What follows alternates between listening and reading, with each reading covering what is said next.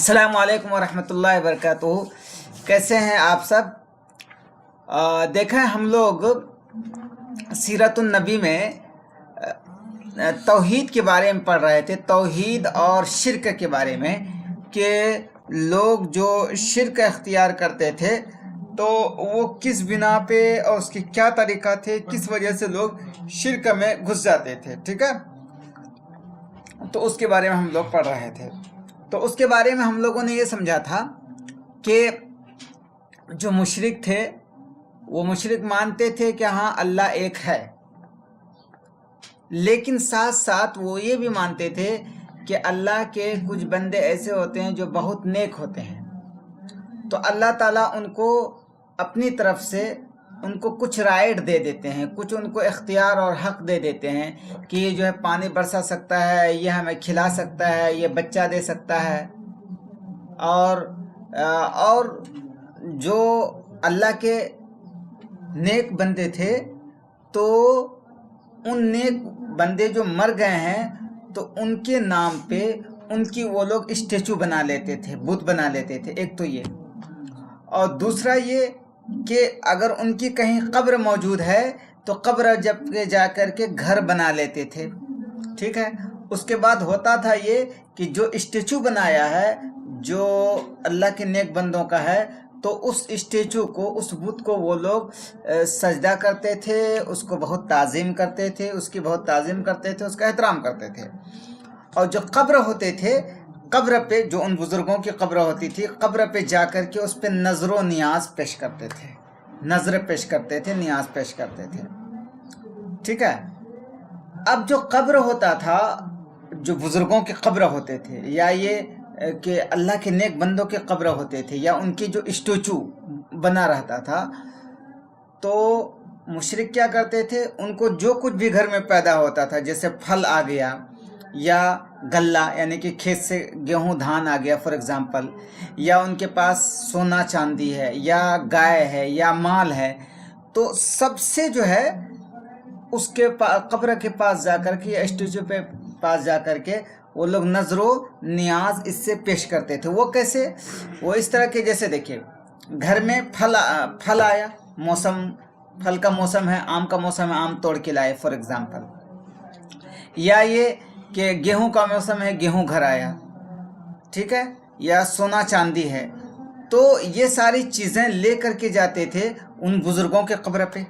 ठीक है, उन बुज़ुर्गों के कब्र पे लेके जाते थे, और बुज़ुर्गों के कब्र पे जो उनके हिफाजत करने वाले निगहबान रहते थे, जिसको बोलते हैं मुजाविर, तो उनको दे देते थे वो लोग। गोया कि उनको दे करके वो ये सोचते थे कि हमने ये रुपए पैसे या जो हमारे पास गल्ला गेहूं धान आया, इसका हिस्सा हम इन बुज़ुर्ग लोगों को दे दिए, इन कब्र वालों को जो कि बुज़ुर्ग हैं। और कब्र वालों को कैसे देते थे? कब्र पे जो बैठे हुए लोग होते हैं जिनको बोलते हैं मुजाविर, तो उन लोगों को दे देते थे। उसके थ्रू ये समझते हैं कि ये उन तक पहुंच गया, उनको नज़र दे दिए, ये समझते थे। तो नज़र जो बोलते हैं, नज़र पेश करके आते हैं कब्र पे, तो क्या उसका सिस्टम है नज़र पेश करने का? बात यह है कि फूल लेके गए या कुछ भी लेके गए, तो जो बैठे हुए लोग होते हैं मुजाविर, वो उन्हीं के पास जाता है। ये तो हो गया उनको खेती और गल्ले में ये लोग इस तरह से दे देते थे। और ये क्या है? ये शिरक है। ये क्या है? शिरक है। और अगर जानवर की बात करें तो जानवर को कैसे वो लोग पेश करते थे नियाज के लिए, नजर नियाज के लिए कब्र पे? तो होता ये था कि जानवर को वो लोग छोड़ देते थे उन औलिया बुजुर्गों के नाम पे, औलिया के नाम पे, नेक लोगों के नाम पे जानवर को वो खुला छोड़ देते थे। ठीक है, जैसे फॉर एग्जांपल यहाँ पे किसी बुजुर्ग की कब्र है, या ये कि कोई बुजुर्ग का एक स्टेचू है, तो उसके नाम पर कोई जानवर है, उसको छोड़ दिया उसके राज़ी करने के लिए, ताकि ये राज़ी हो जाएं। और वो फिर उस जानवर को जिसको खुला छोड़ दिया है, उसकी बहुत ज़्यादा इज्जत करते थे, उसको किसी तरह का मारते पीटते नहीं थे, उसको किसी तरह की अजियत तकलीफ नहीं देते थे, और वो एकदम खुले सांड की तरह घूमता था, जहाँ चाहे चरे, जहाँ चाहे जाए। फिर उसके बाद होता था ये कि उन जानवरों को इन बुज़ुर्गों के कब्र पे ज़बह करते थे। یا یہ کہ ان جانوروں کو ان بزرگوں کا نام لے کر کے ذبح کرتے تھے. تو یہ جانور کے ساتھ وہ لوگ کیا کرتے تھے، جانور کو کی نظر اور اس کا نیاز پیش کرتے تھے بزرگوں کے قبر پہ یا ان اسٹیچو پہ. سمجھ میں آئی اتنی چیزیں؟ منت اللہ سمجھ میں آئی بات؟ بہت اچھے سے ریحان بھائی نون.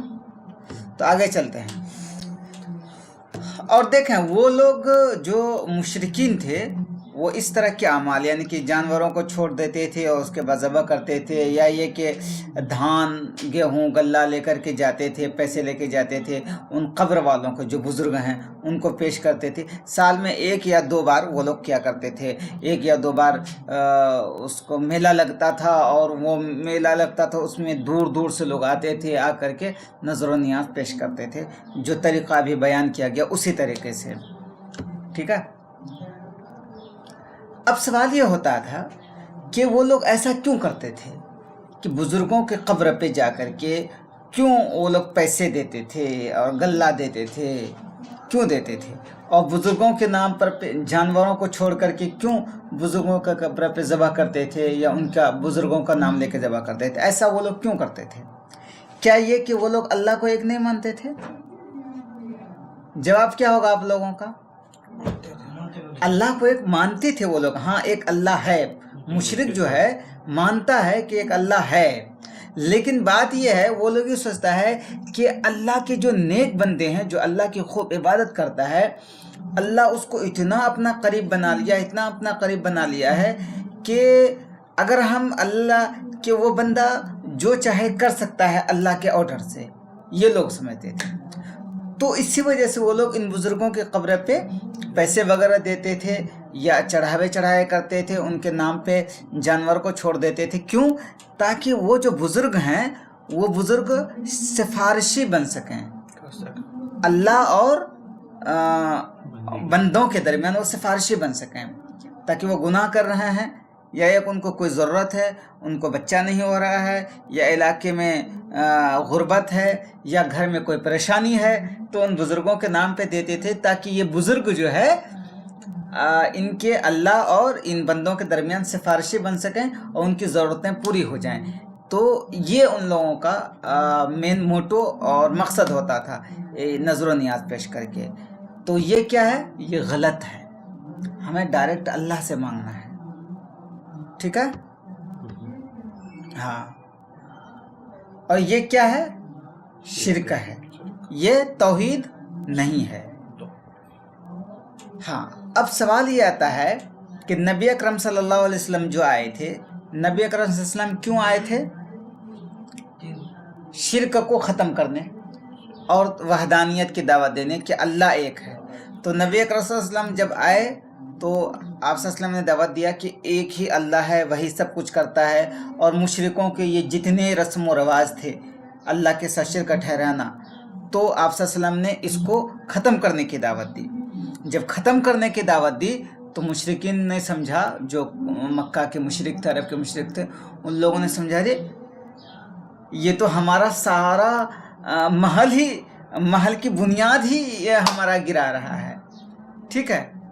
تو ان لوگوں نے کہا کہ ارے محمد جو ہیں یہ سازش کر رہے ہیں ہم لوگوں کے خلاف، محمد ہم لوگوں کے خلاف سازش کر رہے ہیں. کس نے کہا؟ مشرکین نے کہا.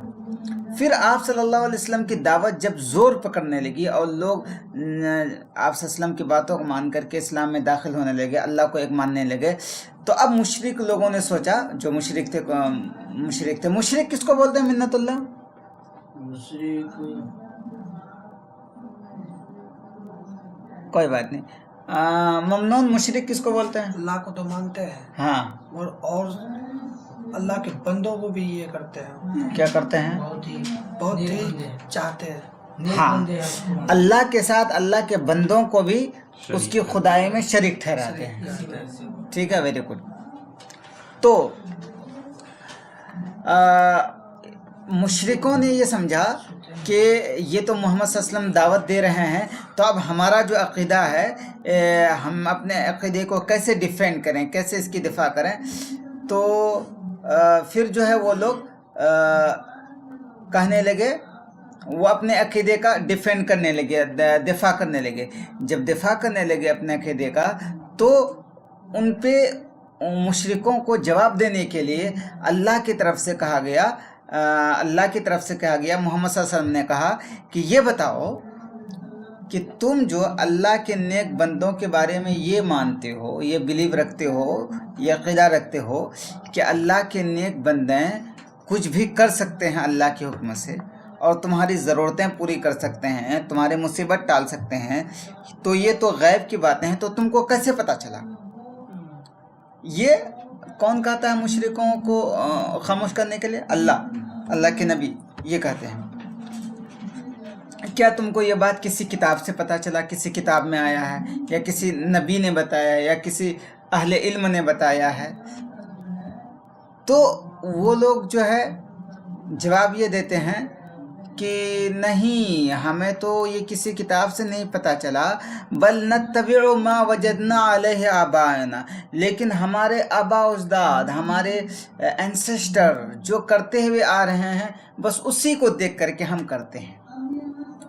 تو شرک کی جو بنیاد ہے نا، کہاں سے شروع ہوتی ہے؟ شرک کی بنیاد یہیں سے شروع ہوتی ہے کہ انسان اللہ کی کتاب کو چھوڑ کر کے یہ کہنے لگے کہ سماج جو کرتا ہوا آ رہا ہے، ہمارے ماں باپ جو کرتے ہوئے آ رہے ہیں، بس وہی ہم کر رہے ہیں. آج بھی سوسائٹی میں ایسا ہی ہوتا ہے کہ کہتے رہے ماں باپ کرتے ہوئے آ رہے ہیں، باپ دادا اس وجہ سے کر رہے ہیں. آج بھی ہوتا ہے سوسائٹی میں. یہ تو انہوں نے تو لکھا ہے، یہ پورا نقشہ کھینچ رہے ہیں آپ صلی اللہ علیہ وسلم جب آئے تھے اس وقت کے مشرکین کا. لیکن یہ آج بھی مسلم سوسائٹی میں موجود ہو. مسلم سوسائٹی بھی یہی کہتے ہیں کہ ہمارے باپ دادا نے جو کیا ہم وہی کرتے ہیں، حالانکہ وہ نہیں ہے. قرآن جو کہتا ہے وہ کریں گے. تو کیا جواب ان لوگوں نے دیا، مشرکوں نے؟ جب ان سے کہا گیا کہ تم اللہ کے ساتھ جو شرک کرتے ہو، ان بزرگوں کو خدا کے ساتھ شریک ٹھہراتے ہو، کہتے ہو یہ تمہاری ضرورت پوری کر دے گا، تو تمہیں یہ بات کہاں سے پتہ چلا؟ تو لوگ کہتے ہیں ہاں ہمارے انسیسٹر کر رہے تھے، اسی وجہ سے ہم کر رہے ہیں. تو گویا کہ ان کی جو بنیاد ہے یہیں پہ ہل گئی. مشرکوں کی انسیسٹر سے پتہ چل رہا تھا.